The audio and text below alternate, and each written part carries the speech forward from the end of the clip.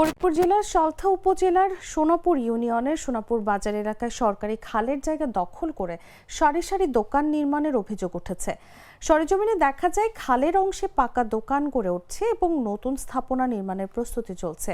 স্থানীয়দের অভিযোগ, একসময় এই খাল দিয়ে নৌপথে পণ্য পরিবহন হতো, যা বর্তমানে দখল ও দূষণে প্রায় মৃত। অভিযুক্তরা দাবি করেন জমিটি তাদের ব্যক্তিগত মালিকানাধীন।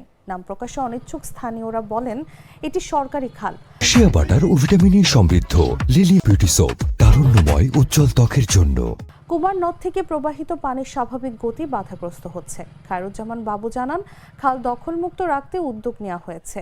উপজেলা নির্বাহী কর্মকর্তা মোহাম্মদ দবির উদ্দিন বলেন, পরিমাপ শেষে অবৈধ স্থাপনা উচ্ছেদ করা হবে। স্থানীয়রা দাবি করেন, খালটি পুনর্খনন ও দখলমুক্ত করা না হলে বর্ষা মৌসুমে জলাবদ্ধতা বৃদ্ধি পাবে এবং বাজারের ব্যবসা বাণিজ্য ক্ষতিগ্রস্ত হবে। এ বিষয়ে স্থানীয় প্রশাসনের দ্রুত হস্তক্ষেপ চেয়েছেন ভুক্তভোগীরা।